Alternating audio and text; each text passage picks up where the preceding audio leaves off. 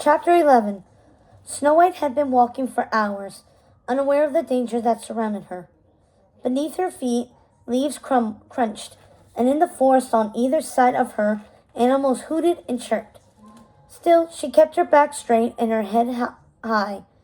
She had escaped the queen, survived the dark and terrifying woods, and befriended 7 strangers.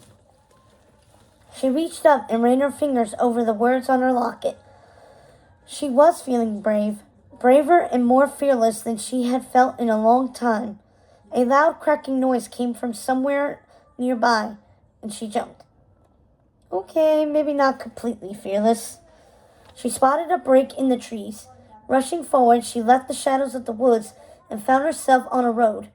It was more of a cart path, really, but nonetheless, it looked well used, which meant perhaps she would find people on it, people who might lead her to her father. Taking a deep breath, she stepped onto the path and began to walk. She hadn't gone far when, all at once, a pair of hands grabbed her from behind, one clapping itself over her mouth to prevent her from screaming, and the other dragging her back into the thicket of trees she had just left. "Don't say a word," a man said in a low tone.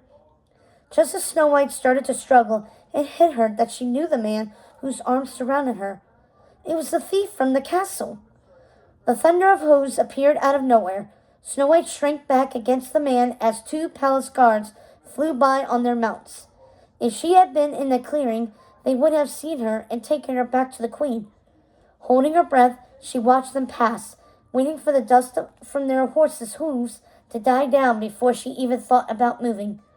She continued to wait, with the thief pressed against her back, until the sight and sound of the guards disappeared. And then she waited a moment longer. Finally, Snow White pushed her rescuer's arms off her and backed up into the clearing. Her eyes were blazing as she looked at the familiar figure in front of her. "You! When I told you to come see what it was like out here, I didn't expect you to bring half the palace guards with you," he said as he moved forward out of the trees. Snow White breathed in sharply.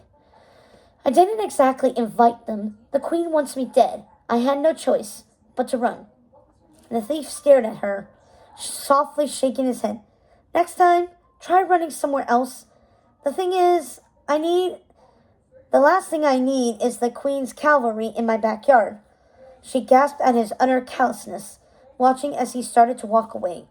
Snow White hated to admit it to herself, but he knew the forest far better than she did, and he would be able to help her avoid the guards.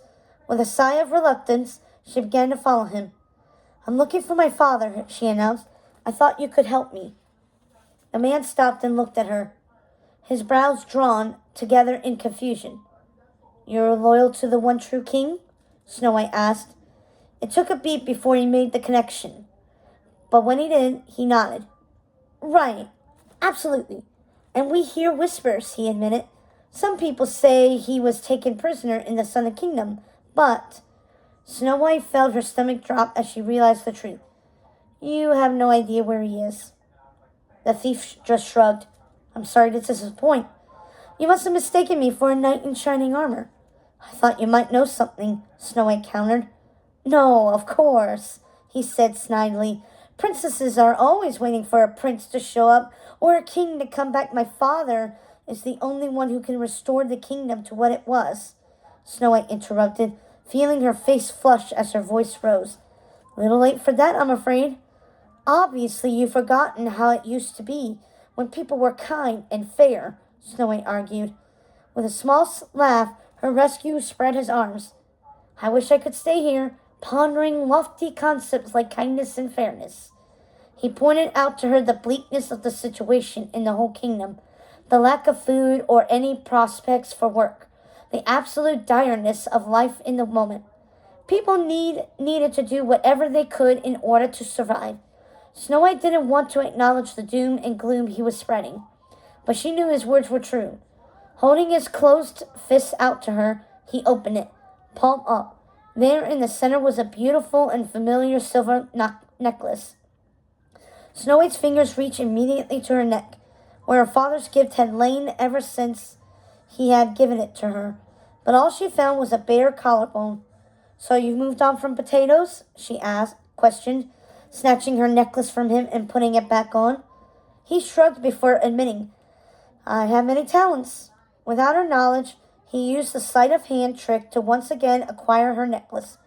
But this time, Snow White was immediately aware that she no longer wore it, and she was a quick learner. Using his own trick against him, she began to slowly pull the necklace away from the thief. But she stopped when a voice boomed out over the road. Do not move, milady. You are in the presence of the rebel Quick, master of the crossbow. Hands up. Step away from our captain, and no harm will come to you. Not wanting to risk an arrow to the back, Snow White stopped and put her hands into the air. Then, very slowly, she turned around. It's okay, the thief said. She's with me. You can lower your weapon. Snow White found herself staring at a group of so-called rebels, and instead of a crossbow, the man who had called out held a slingshot. You don't have a crossbow? Snow White asked, confused. Quig shrugged but kept his hands up in front of him as if he were holding one. It was stolen, he answered. His words brought Snow White's eyes to a cart that rested behind them. A cart that was piled high with loot of all sorts and sizes. Gems, a big rag doll, and bolts of fine and bright fabrics. Loyal to the king, Snow White scoffed, looking at the rebel captain. You're just a common criminal. The name's Jonathan, princess, he said. Then he paused.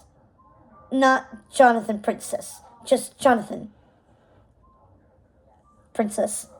Suddenly, an arrow whizzed by her head, narrowly missing her.